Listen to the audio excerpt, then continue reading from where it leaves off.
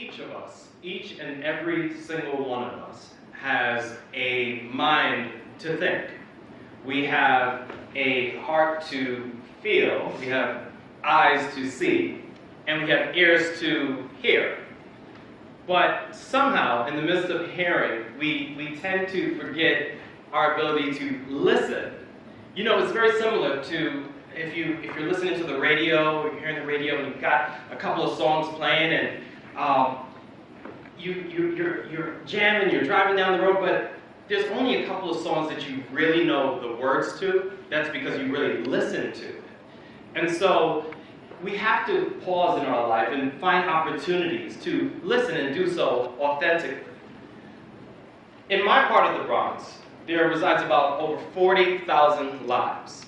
In my part, right? So you're walking down the block, you're instantly confronted with the flavor of the Bronx, right? The Bronx is known for having such vibrancy in our culture, right? In our music, and especially if you're walking down the block, you're going to smell some flavorful spices wafting out of the windows and different scents. You're equally confronted with our harsh realities. Inequalities, everyday people trying to get ahead, wanting more for their families. Because sometimes we just want the best for not only ourselves, others, right? And sometimes we need a second chance. We all need a second chance at a point in our lives. And so we've had companies and nonprofits pull together special projects and ideas to meet those challenges. But what happens when all their efforts and all their plans don't work? What happens when you've got your SWOT analysis, right? You have your business plan, your strategic plan, your every other sort of plan, and you put it all together, and you get it approved by the boards, you get it approved by the city, but what happens when it doesn't work? Who do you blame? Do you blame the plan? Do you blame your team? Or do you even have the audacity to blame the same people that you sought to serve and say maybe they're not ready for this? Maybe they can't appreciate it. Or do you and can you pause your idea, pause your plan, your model, your ego, your everything? Can you pause that and take some time to listen? Listen to those who you seek to serve. You see, in the midst of changing the world, whether it's one person at a time, community at a time, country at a time, we get so wrapped up in the data. And we neglect that chance to connect with people, to connect with the faces behind the numbers, you know, and find an opportunity to listen, really listen authentically. A couple of years ago, at a school that I worked with, they had this motto, they had this mission, and it was to impact the lives of our children through education. And that's near and dear to me because I know, and we all know, that education is one of the ways that we can transcend these conditions of poverty, right? It's a way to get out. And so I signed on board for that. And what made it even more wonderful for me to work with the school was that it was in my own backyard. You see, I lived and worked in the same community. It was about a block and a half away. And so I was there for a couple of years, and then one year, the founder of the organization came up to me and said, Errol, I want a way to reach the members of the community, your community, and reach the children, but I want to do it through the adults in the lives of the kids. So that's the store owners, the older brother, the older sister, the single parent.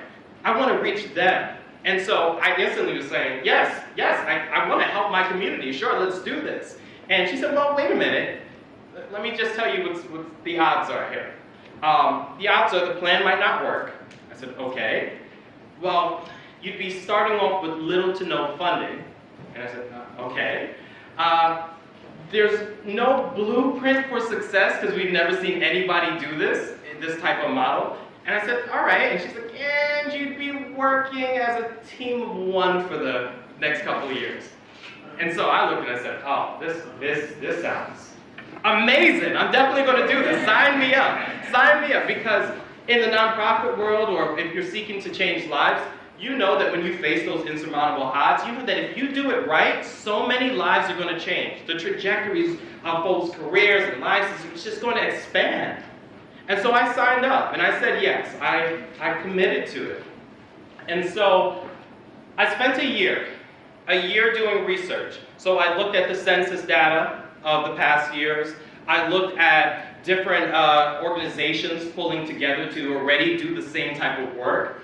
I looked at all types of plans and created my own and said, all right, this is going to be our business model. And you know what? If I'm from the community and we're going to serve adults, we have to do it in ways that really meet their challenges, meet their needs.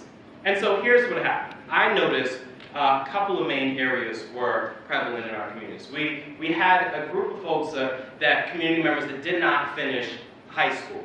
And it was not because they were slacking off or doing anything wrong, it's that they had real life choices to make. And so I knew that if you didn't finish high school, you didn't get your high school diploma, then you probably couldn't get the best jobs out there that you wanted or move on to a college that you wanted or maybe a school or, so I knew that that was a challenge. The second thing that I noticed was that there were health disparities, right? We were experiencing diabetes, heart disease, cancer. And so these were struggles for us. Folks in our families were going through this. And then the third thing I realized is that within our crime rate statistics, a lot of youth were getting wrapped up, not because our youth want to do the wrong thing. You see, sometimes if you're a single parent and you're raising a child, it's hard to keep track of everything. And so there would be these little cracks and little nooks and crannies where youth would kind of get away from the parents and make some of the wrong decisions. So I realized those three areas were affecting our community. So I decided to focus our programs on those areas. And here's what I realized. If we're going to design a program for adults, it had to be in the evening when they get off of work. All right, so they had to go through a full day of work, and then we wanted to have a location for them in the evening so they can learn. We realized that it had to be in, of course, our school building. So many nonprofits were doing the same type of program, so we just looked for the best and brought it into our buildings on evenings. And then if you're an adult or anybody, and you're coming to a class in the evening, what happens around 5, 6 o'clock p.m.? Your stomach starts to roll, you start to get hungry, and so we provided dinner. And most notably of all, we made the program free so everybody could access it. And I said, this is the model. I put together the plan. I put together my business plan, my strategic plan, my financial plan, every sort of plan, and I know what's best for my community. And we launched. And in the first year, we launched parenting education programs. So families came in and got their certificates for learning how to deal with difficult behaviors in the house in a non-punitive way. And it was going fine until one day, I walked by the classrooms and I saw an empty seat. The next day, I saw 2 empty seats, 3, 4, 5, 6. Our attendance started to drop. And so looking at that data with our founder, I said, what are we going to do? People are not coming. I know it's good for our community. The data says it's good. They told me it's good. Why aren't people coming? And we were faced with the decision that I spoke about before. Do we blame our plan? Do we blame our team? Do we blame the community? And so no, we paused and stopped the entire program for a couple of months, and I put aside my ego that I knew what was best for my community. And I spoke to people. If it was a parent picking up their child in the main office, I sat down right next to them and asked them, what do you think would be great for this program? If it was a community meeting happened at 7, 8 o'clock at night, I was there, and I was sharing and being vulnerable and connecting with folks and saying, how can we build something for our community? Because if we don't use it, we're going to lose it. And so, here's what I learned from folks when you listen authentically to them. They told me that even though they thought parenting educations were important, what was most important was putting food on the table for their child. So what they needed to see was those career programs, okay? So we relaunched. And so we provided a GED, formerly known as GED, it's a high school diploma program for adults. We provided that in the evenings. And we coupled it with resume writing skills and interviewing skills, okay? We provided fitness classes for folks. Now, here's the thing about fitness classes and nutrition. If you're trying to engage folks through a nutrition class, folks can get that stuff on pamphlets, they can read it online.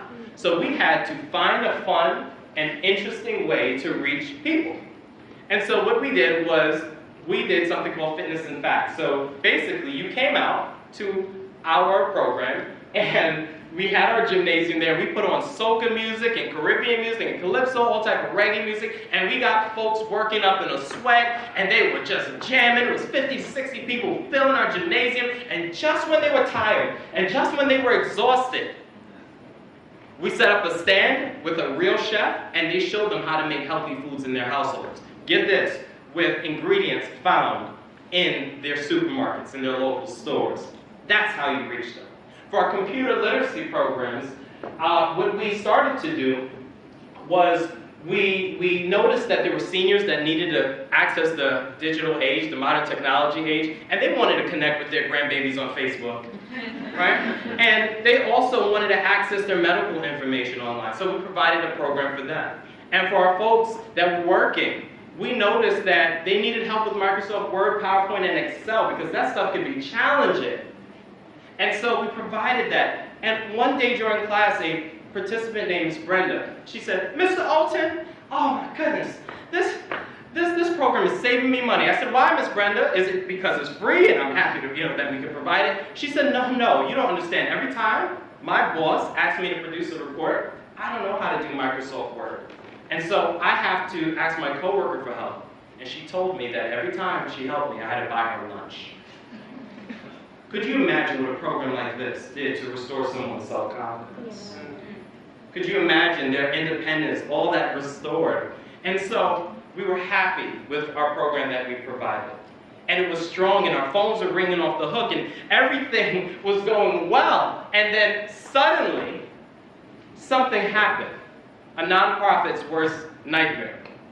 We ran out of funding. We lost money. And we couldn't keep our doors open.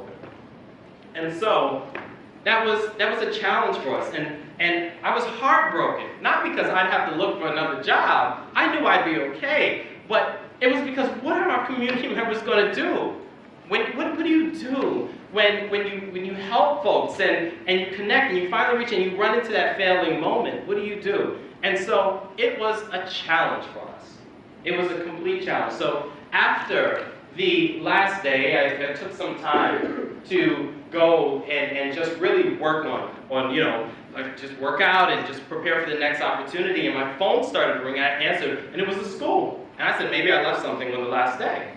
And I answered. They said, Mr. Olton, somebody named Jessica is trying to reach you.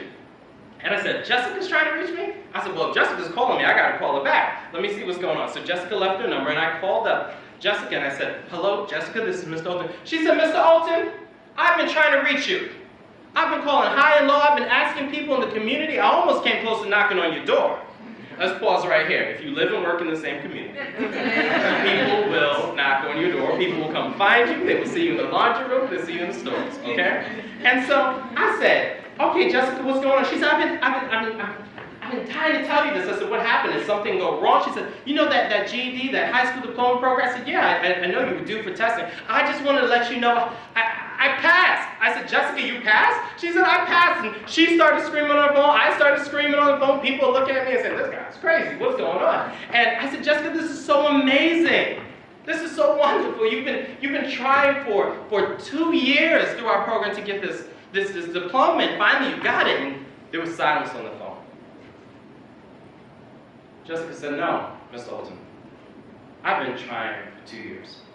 I've been trying for 20 years. And now my child can no longer say they don't have to finish high school because their mother did. Now my career opportunities open up. My trajectories in education open up. I have a new pathway. And then it hit me. Maybe we didn't fail. Maybe we were left with a blueprint for our success. Maybe those 500 lives that we reached were actually impacted. And all because we learned to move beyond the data, connect with the faces behind the numbers, and listen. And that's what authentic listening is.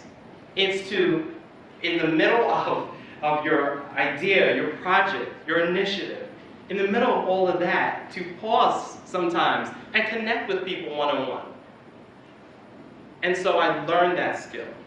And I learned the biggest lesson of this of all, Authentic listening doesn't happen at the boardroom table. Authentic listening happens at the kitchen table of those you seek to serve. Thank you.